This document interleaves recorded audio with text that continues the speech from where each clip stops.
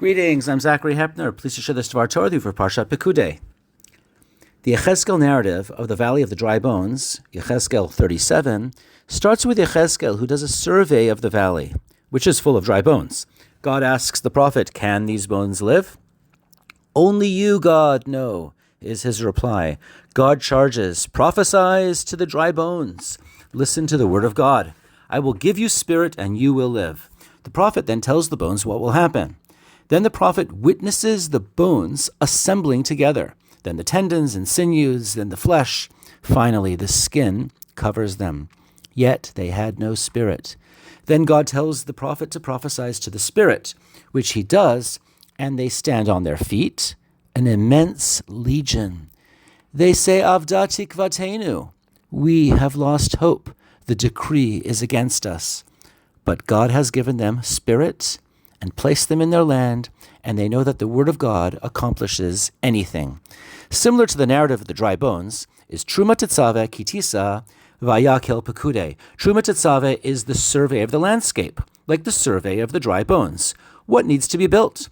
The architectural concept, holy objects, a holy building, and holy vestments. As God asks, "Can these bones live?" Only you, God, know. In Kitisa, Moses asks to see God's face. Moses wants life for all the Israelites. He wants the hidden wisdom of God's face from us humans who are errant and fallible. If we can live, God's face is hidden from us. Just as yechezkel then is the executor of God's plan, in Parashat Vayakel, Bezalel and Oholiav are the executors of Moses' words. Then in another pericope in Pekudei, the Mishkan is then assembled from its built parts, just as the bones are assembled together.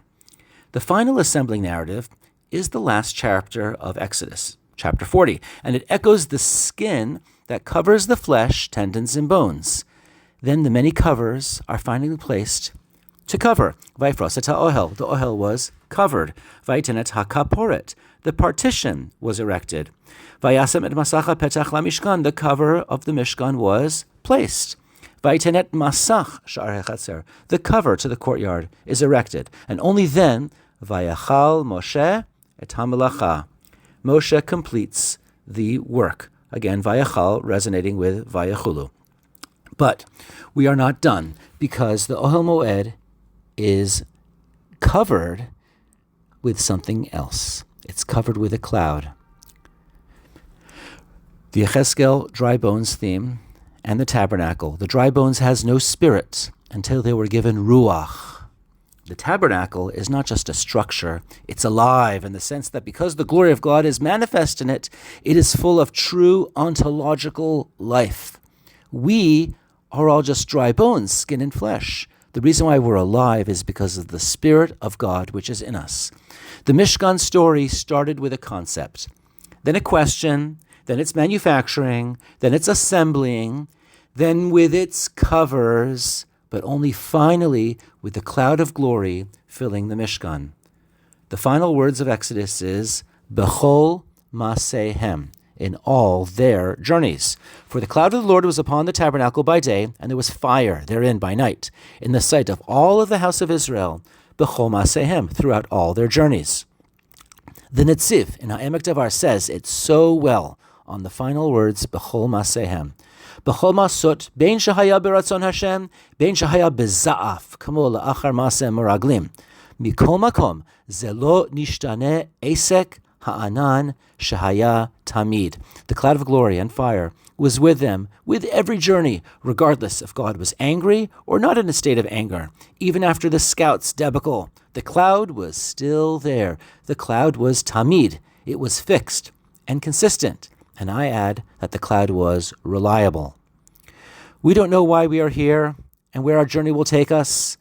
So keep in mind that we take with us the cloud, the fire, the Spirit, Bechol Masehem, throughout all their journeys. And the Spirit is with us throughout all our journeys. Whether we are in good standing, whether we are misbehaving, our spirit is tamid, fixed, consistent. It's reliable.